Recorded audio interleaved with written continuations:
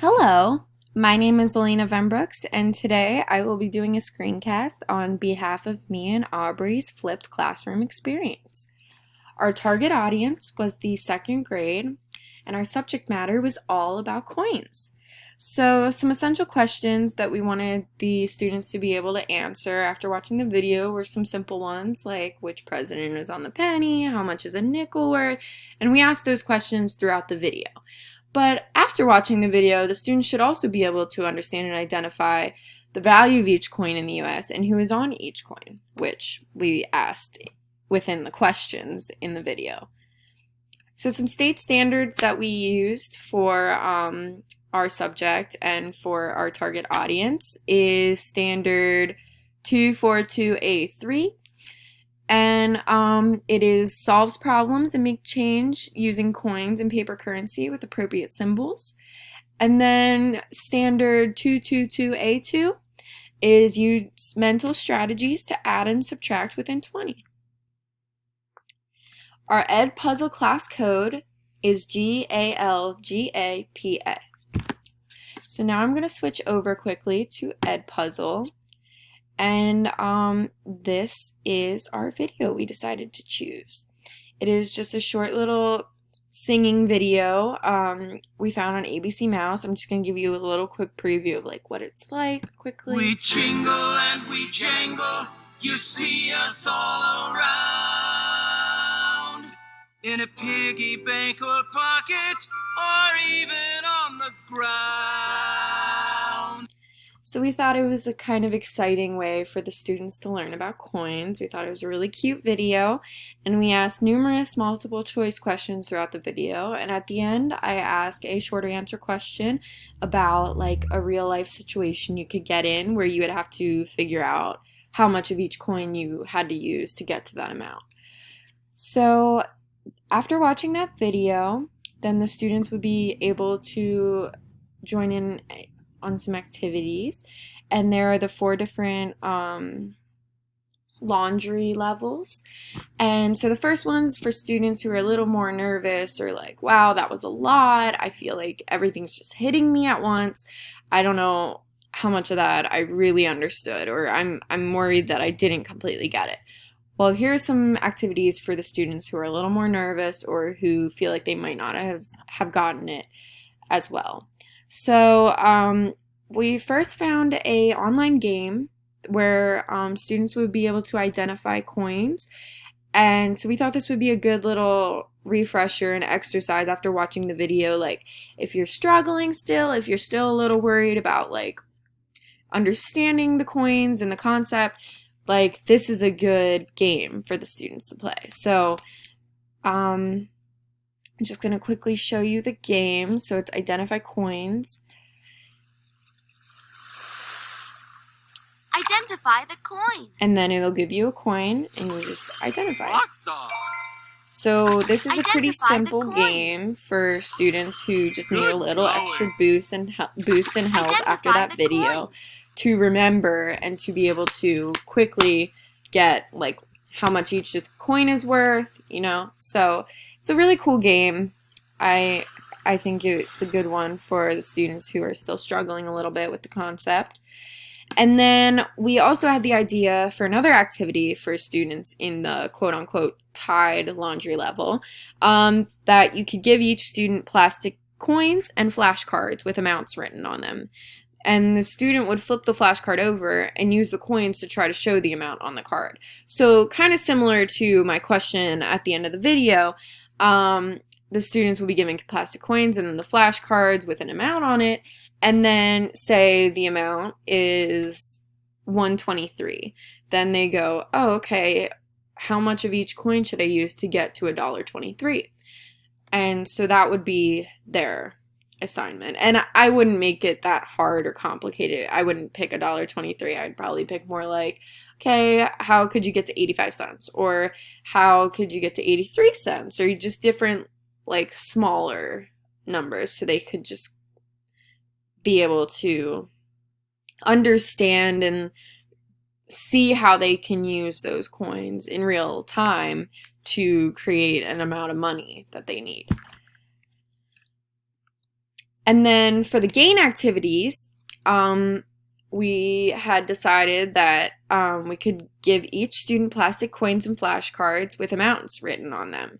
And the student would flip the flashcard over and use the coins to try to show all the ways you could get to that amount on the card.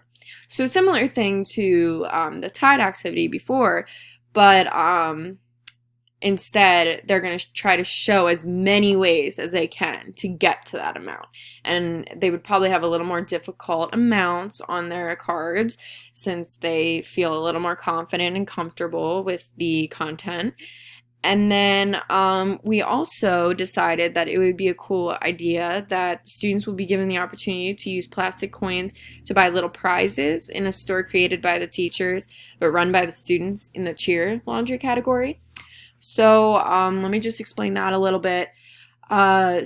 So we thought it'd be a cool idea for the students if, say, we were to go out and buy stuff at Dollar Tree or just get little tiny prizes, you know, like erasers, pencils, or even little snacks and stuff, and put a little like fake amount of money on it, like, oh, well, each bag of Cheez-Its is 80 cents. And then the students will each be given, you know, an amount of coins, and they can use those coins to purchase these different prizes. So they're essentially getting prizes for doing the work and for trying to understand how you know, counting out money and how giving out, like, it's just to show them like the value of coins and like in real life, like what it is like to have money and to be able to buy things. And so the Bold Plus students, the students will have flashcards with coins printed on them, and on a separate piece of paper they will be asked to write down the total cent amount of each picture. So say on a flashcard there is a picture of 5 pennies, 2 dimes, and 1 nickel. So then they would have to decide, okay, how much is that? So they would add it all up, and then they would write down the amount on a piece of paper. And then we did find a really awesome game online, and we thought it would be a good one for students who are a little more advanced in their understanding of coins. So here, I'm just going to show you this quickly. It's my favorite game we found. I think it's a really cool game. It's an awesome game to have kids use to learn to count. So you can click a level, and I'm just going to click easy for now. And so then you just put the amount up and then check it. And it will tell you how many you got correct, how many you got wrong. And then you can even, if you put the wrong amount, it'll tell you, try again. And then you just keep going till you get it right. So I think it's a really good way to learn and understand counting money. And so I thought it was a really good one for the students who are in the Bold Plus category. So, so yeah, it gives you a little grade. It tells you how many wrong you got, how many correct you got.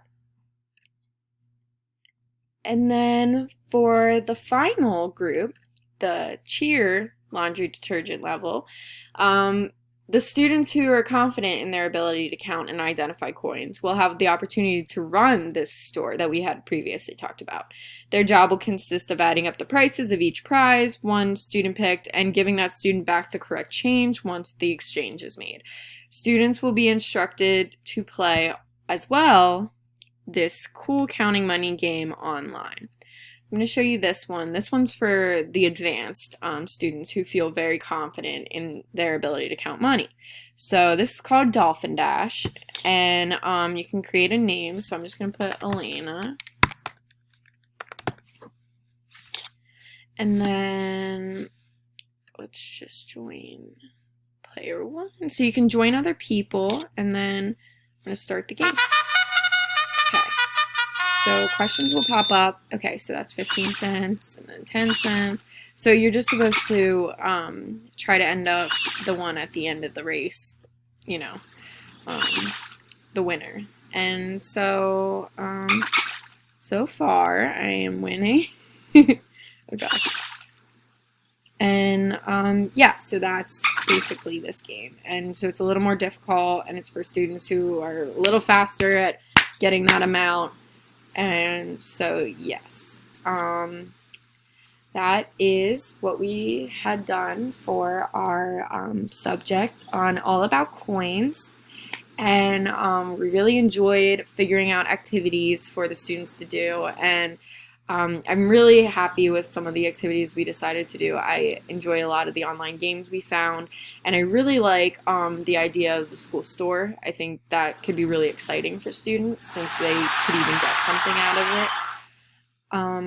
So I hope you enjoyed the video, and I hope that as you try our Edpuzzle video and questions, that you enjoy it as much as we did.